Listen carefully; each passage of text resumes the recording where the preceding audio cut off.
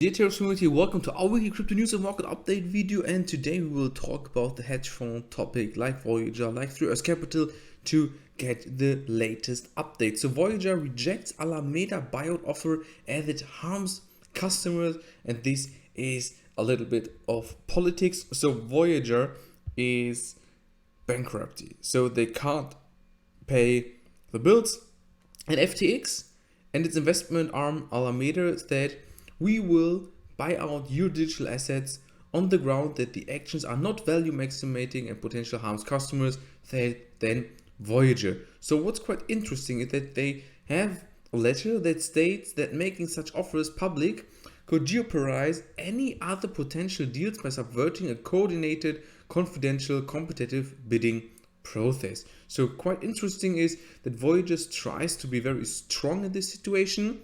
Well, they could be happy that other companies are saying, hey, we want to help you. And here you can see the link. I will put it down in the description box and read through it. It's a lot of politics inside. So Bankman-Fried and FTX answered, Voyager's customers did not choose to be bankrupt the investors holding unsecured claims. The goal of our joint proposal is to help establish a better way to resolve an insolvent crypto business. This is quite interesting due to if Voyager is doing it on their own, it can take years to be back on track.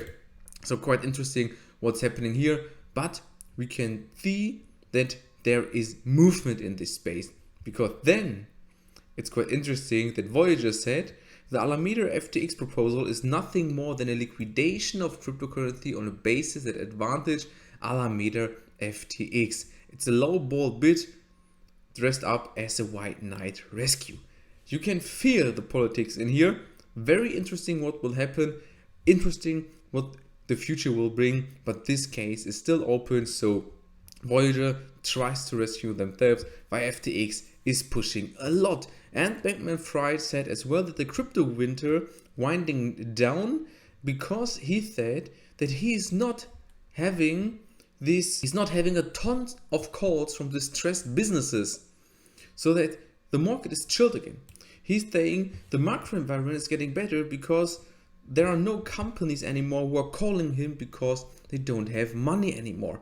As well, FTX is stating that the US crypto regulation, like in the European Union, is good and the upcoming process is healthy. He said, I'm pretty excited about the build that we have seen. I think that they will go a long way and be very helpful for institutional investors to invest and to come into this market. 3Arrow Capital founders now talked with Bloomberg after weeks of no communication. They now said Terra and the overconfidence were the reason for the collapse. So quite interesting that they stating here that they just were unprofessional and they were not good prepared for the bear market. So what they did is they overlook certain red flags at Luna, and then they invested 500 million worth of investment. He said, if we could have seen that, that this was now like potential like a Tettlebell in some ways, and that it had grown too, too big, too fast, we would not have invested over there. And then he even stated something that is worth than the investment. He said the Luna crash was hard, but it was manageable for the company.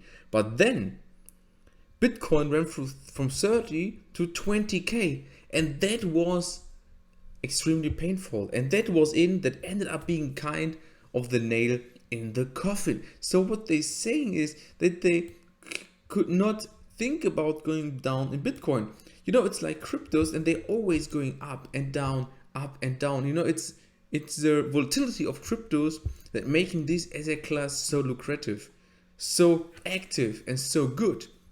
And then to say, at the company with an asset under management of billions, to say this was our neck breaker, it's just unprofessional behavior, because you always need to be secure in the market when having positions. But anyways, they are talked now, and they say Luna and the Bitcoin crash were the main reason why they went down. Interesting to see as well. Interesting to see what the future will bring over here. Let's take a look on the market performance the last 7 days. Some greens, but all in all, not really a big market movement, just Ethereum up to the digits. And when we're taking a look on CoinMarketCap, the total market cap, we started with around $1 trillion US. Right now, we're hanging at the exact same levels. So over the week, nothing really happens. We just saw one push in the market and then going straight down on the weekend. And taking a look over here, you can easily see this. We had one push from around 20,800 up to 24,000. What a nice push. What a green week, you could have thought, because worldwide financial markets were as well very green. Like US stocks, tech stocks went up 4% due to correlation, quite a good upswing. So when we take a look over here, it's an uptrend of above 10%, nearly 13 to 16, 17%, depending on where you starting this uptrend. We built it higher support zones, and this was quite good for the market. But then you can see that we had 1, 2, and this night the third sell-off in the market that as well wiped out a lot of position in this market. Of course, this is a downtrend of around nearly 10%, and within 10% all good stop losses should have been triggered. As well, we built it lower support zones in the short time frame, of course, so you can see 3 times over here, and hanging now at the levels we've seen before, around 22k. This could be a good support region for a bounce. This could be bullish, but it's not for the moment. So take a look on it, what will happen. All in all, how you can see Bitcoin with a positive week, but the positive trend was destroyed within the weekend on the date range base from the local high. We are already nearly 5 days gone. So since 5 days, the market is turning down a little, being a little red. How you as well can see, low volume on the weekend, nothing really happened.